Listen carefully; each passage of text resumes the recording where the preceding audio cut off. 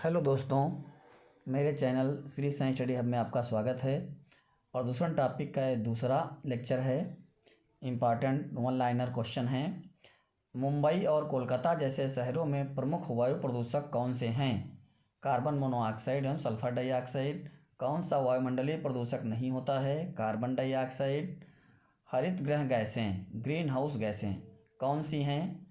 Chlorofluorocarbons, carbon dioxide, methane और nitrogen dioxide green house गैसें हैं। कौन सी गैस पृथ्वी पर हरित गृह प्रभाव में सर्वाधिक योगदान करती है? Carbon dioxide. मेट्रोपॉलिटन नगरों में प्रदूषण का प्रमुख स्रोत क्या है? स्वचालित वाहन हैं। कौन सी गैस हीमोग्लोबिन के साथ संयोग करके रक्त में एक विषैला पदार्थ बनाती है? कार्बन मोनोऑक्साइड बहुत ही विषैली होती है, जो तुरंत हीमोग्लोबिन के साथ यौगिक बना लेती है, कार्बोक्सी यौगिक बनाती है। भोपाल दुर्घटना में किस गैस का रिसाव हुआ था? मिथाइल आइसोसाइनेट, जिसे मिक शॉर्ट फॉर्म में लिखते हैं। तेजाब वर्षा पर्यावरण में किसके प्रदूषण से होती है? नाइट्रस ऑक्साइड और कार्बन डाइऑक्साइड है और सल्फर डाइऑक्साइड है। ये सब अम्ल वर्षा करते हैं, मुख्य रूप से नाइट्रस ऑक्साइड और सल्फर डाइऑक्साइड। हरित गृह प्रभाव का क्या अर्थ है? इसका अर्थ ये होता है कि जो वायुमंडल में ग्रीन हाउस गैसें हैं, इनके घनीकरण के कारण वायुमंडल का ताप बढ़ जाता है। मुख्य रूप से जब कार्बन डाइऑक्साइड की मात्रा ज़्यादा बढ़ती है, क्लोरोफ्लोरोकार्बन ज़्यादा बढ़ते हैं, तो वायुमंडल का ताप बढ़ता है। इसे ही ग्रीन हाउस प्रभाव इफेक्ट कहते हैं, ग्रीन हाउस इफेक्ट कहते हैं। धूल प्रदूषण रोकने के लिए उपयुक्त वृक्ष कौन सा है? ये अशोक का वृक्ष है। कौन सा जैव निम्नीकरणीय है? कागज। पराध्वनिक जेट किस प्रकार प्रदूषण पैदा करता है? तो ओजोन की परत को क्षति पहुंचाते हैं, क्योंकि इनमें बहुत अधिक ध्वनि भी होती है। किस वायु प्रदूषक के कारण मनुष्य में तंत्रिका तंत्र संबंधी रोग होता है? लेड से, सीसा से। कौन सा वायु प्रदूषक मनुष्य में रक्त दाब को बढ़ा देता है तथा हृदय संबंधी रोग पैदा करता है? कैडमियम रक्त को बढ़ाता है, रक्त दाब को, ब्लड प्रेशर को बढ़ाता है। लोहे की खानों में काम करने वाले मजदूरों में लौह सकृत्मयता रोग होने का क्या कारण है? सिलिका। वायुमंडल में कार्बन डाइऑक्साइड का निर्माण मुख्यतः कैसे होता है? जीवों के श्वसन से। ताजमहल को क्षति किस कारण पहुंच रही है? तो मथुरा तेल शोधनशाला से निकले वायु प्रदूषकों से। मुख्य रूप से तो सल्फर डाइऑक्साइड जो निकलती है वही ताजमहल को हानि पहुंचाती है। मनुष्य की कार्बन मोनोऑक्साइड के वातावरण में मृत्यु क्यों हो जाती है? अभी ऊपर बताया गया है, क्योंकि ये रक्त में हीमोग्लोबिन के साथ तुरंत जुड़ करके, संयोग करके विषैला पदार्थ बना देती है। और विषैला पदार्थ बनाएगी हीमोग्लोबिन, तो ऑक्सीजन अवशोषित नहीं हो पाएगी। पृथ्वी के वायुमंडल में उपस्थित ओजोन स्तर ओथरी का क्या कार्य है? तो ये पराबैंगनी किरणों को पृथ्वी पर आने से रोकती है। मिनीमाता महामारी किसके कारण 1965 में जापान में अनेक लोग मरे थे? ऐसी मिनीमाता महामारी जिसके कारण 1965 में जापान में बहुत सारे लोग मर गए थे। पानी में किसके प्रदूषण के कारण हुई थी? पारद। जल प्रदूषण को मापने हेतु कौन सी जांच की जाती है?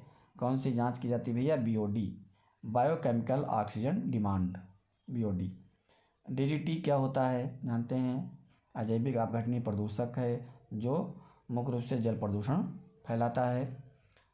खेतों में इसका उपयोग किया जाता है। सूर्य से आने वाले हानिकारक पराबैंगनी विकिरणों से क्या होता है? त्वचा कैंसर होता है। मुख्य रूप से बहुत ही हानिकारक है, इससे त्वचा का कैंसर होता है, त्वचा का कैंसर। वायु प्रदूषण के फलस्वरूप लोगों को फुफ्फुस कैंसर से अधिक मारने वाला रोग कौन है? वातस्फीति रोग हो जाता है, फेफड़ों से संबंधित रोग है। धमनियों में। ऊर्जा के किस रूप में प्रदूषण की समस्या नहीं होती है? ऊर्जा के किस रूप में? सोलर एनर्जी, सौर में। कौन अधिकतम ध्वनि प्रदूषण का कारण है? जेट विमान है।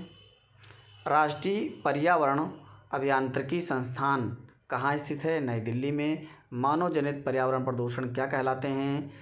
परिजैविक कहलाते हैं। कौन सा ईंधन न्यूनतम पर्यावरणीय प्रदूषण उत्पन्न करता है? कौन सा ईंधन न्यूनतम सबसे कम हाइड्रोजन है? कौन सा अपतरण औद्योगिक प्रवाह से उत्पन्न जल प्रदूषण पर नियंत्रण रखने में उपयोगी सिद्ध हुआ है? बोलो, जल संबूल। भूमिगत जल को दूषित करने वाला अजैविक प्रदूषक कौन सा है? आर्सेनिक है। वायुमंडल में जिस ओजोन छिद्र का पता लगाया गया है वह कहाँ पर स्थित है? अंटार्कटिका के ऊपर है। कौन सी गैस वैश्विक उष्णता के लिए उत्तरदायी है? कार्बन डाइऑक्साइड और मीथेन, जो ग्रीन हाउस प्रभाव उत्पन्न करते हैं। वायुमंडल में उपस्थित ओजोन परत किसे अवशोषित करती है? पराबैंगनी किरणों को, अल्ट्रावायलेट किरणों को।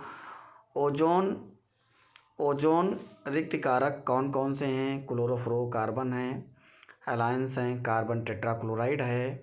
कौन से क्षेत्र जैव विविधता की दृष्टि से उत्तेजनशील माने जाते हैं? पूर्वी हिमालय तथा पश्चिमी घाट। भारतीय वन्य प्राणी संस्थान कहाँ स्थित है? देहरादून। किस देश में विश्व के तापमानों पर आंकड़े इकट्ठा करने के लिए वैश्विक वायुमंडल चौकसी स्टेशन स्थापित नहीं किया गया है अभी तक? भारत में। नाइट्रोजन हरित गृह गैस है अथवा नहीं? नहीं है। तांबा जल प्रदूषक है कि नहीं है? नहीं है। ग्रीन हाउस गैसों की संकल्पना किसने की थी? जोजेफ फॉरियर ने। कौन सी प्राकृतिक रूप से पाई जाने वाली ग्रीन हाउस गैसें सर्वाधिक ग्रीन हाउस इफेक्ट करती हैं? सबसे ज़्यादा कार्बन डाइऑक्साइड, ऊपर भी बताया गया है।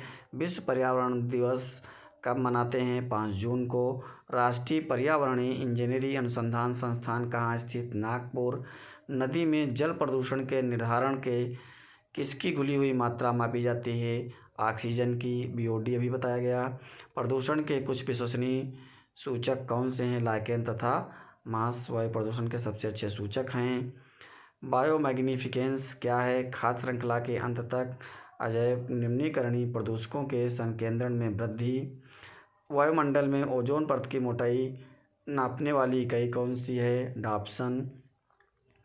पराध्वनिक जेट किसकी परत का पतला करके प्रदूषण उत्पन्न करते हैं? ओजोन परत को पतला करते हैं, नष्ट करते हैं पराध्वनिक जेट।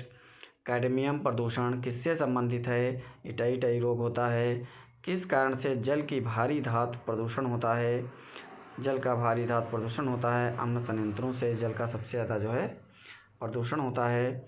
लाइकेंस किसके प्रदूषण का अच्छा सूचक हैं? वायु प्रदूषण का। तो भैया इसी प्रकार से लगातार चैनल पर बने रहिए। धन्यवाद।